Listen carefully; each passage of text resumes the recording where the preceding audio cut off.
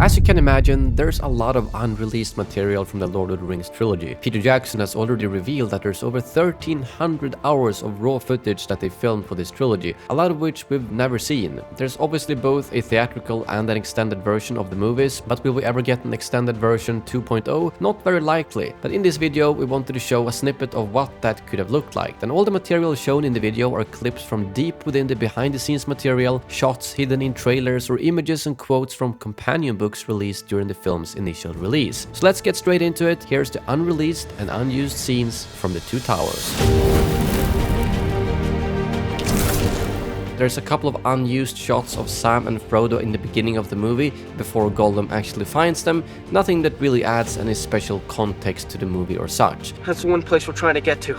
We can't get there now. And you will notice that throughout the video that some of it is simply just other angles and shots, whereas others have completely different lines that change the context of the story. The scene where the Orcs and Uruks first meet was actually supposed to be at night at first, but like many other scenes that they actually planned to film at night, due to logistical reasons, they decided to film it in the day instead. And personally, I'm kind of happy about this, because it's really nice to see all of the awesome Orc and Uruk prosthetics, not only during a dark and rainy battle, but also in broad daylight. There's also a couple of extra shots of Saruman and the Wildmen, with the Wildmen cheering very loudly, an angle that isn't shown in the full movie.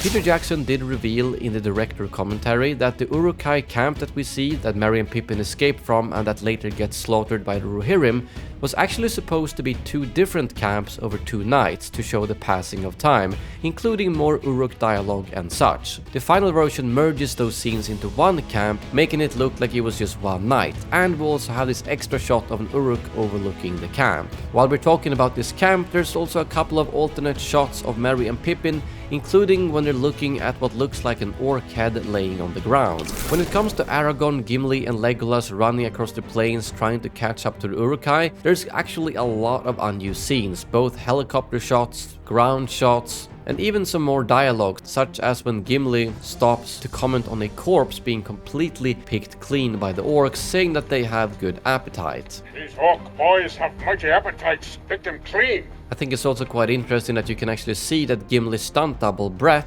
swaps out for him mid-scene here, instead of John actually doing the running. There's also an alternate shot of Aragorn's kicking helmet scene, which I'm sure you've seen a million times by now.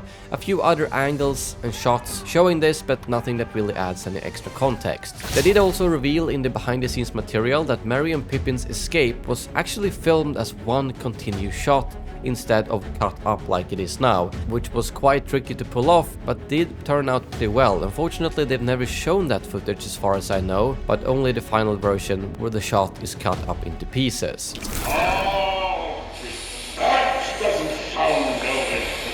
There's a few unused scenes of Treebeard's conversation as well, including more lines about him not knowing the hobbits. Not extended scenes per se, but more alternate versions of the lines that ended up in the final version of the movie. I am an elf. Treebeard is my name, according to some.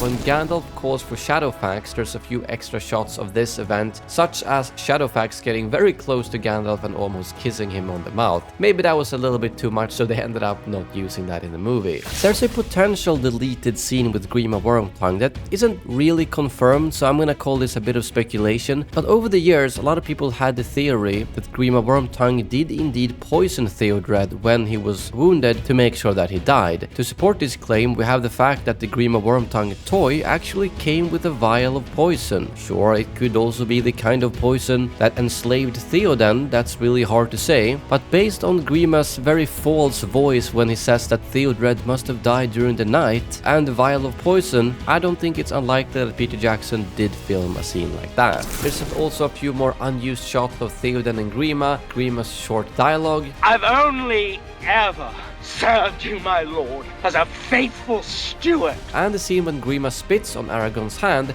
There was actually supposed to be a close-up of Aragorn's ring, which they completely cut out.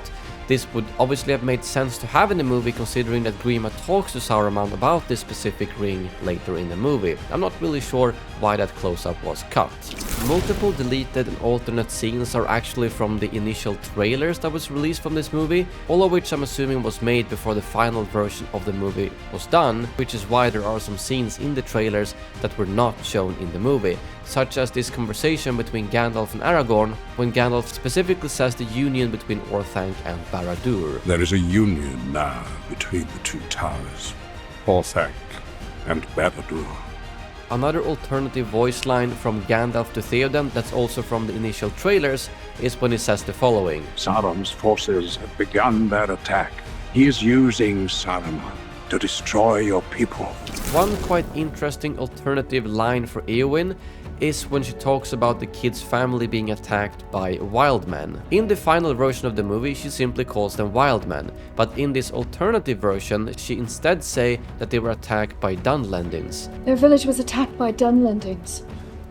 They had no warning.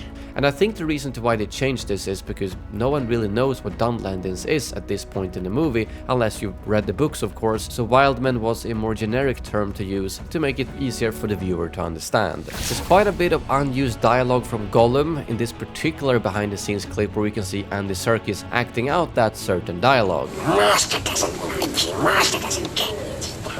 Master is using you. Nothing that adds a whole lot of new context to the movie, but always interesting to see lines like this that were completely cut.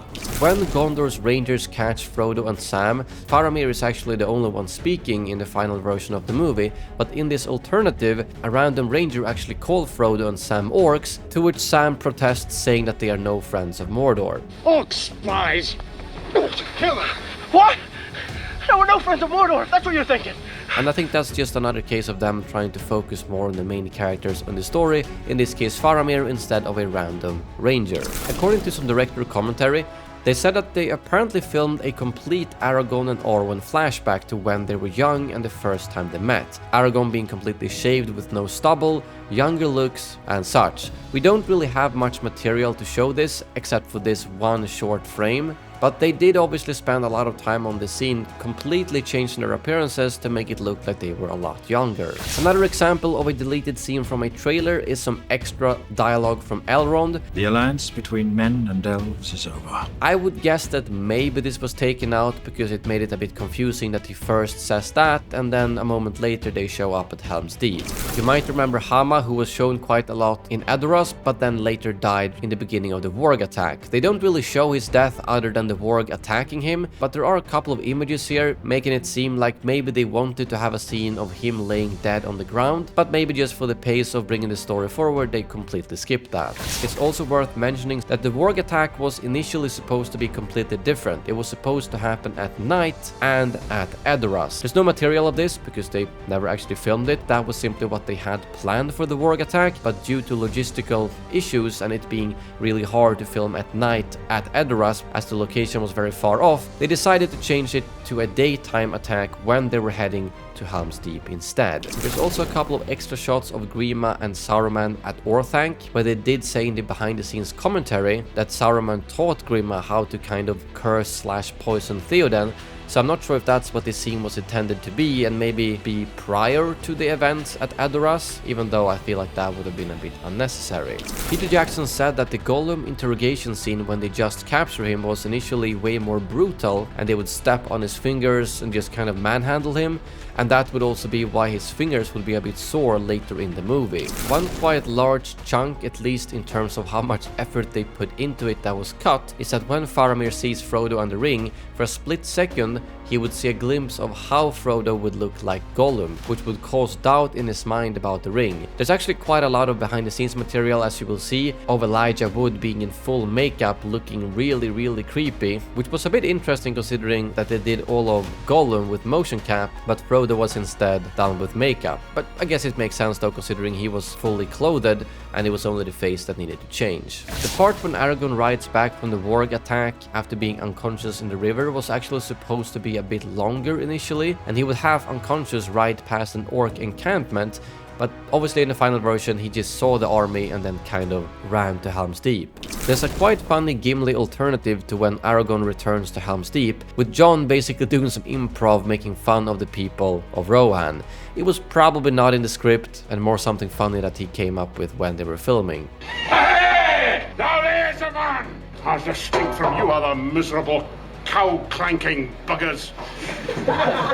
In Peter's director commentary, he mentions that Théoden holds a very rallying speech in the Armory, but apparently the speech was so good that they had to remove it, because it was so good that it made people feel hopeful, like they could win the battle. And that wasn't really the point of all those scenes before the Battle of Helm's Deep. They were supposed to feel helpless. It was old men and children being suited with armor and weapons, and the rallying speech was instead when they were charging out, which makes sense.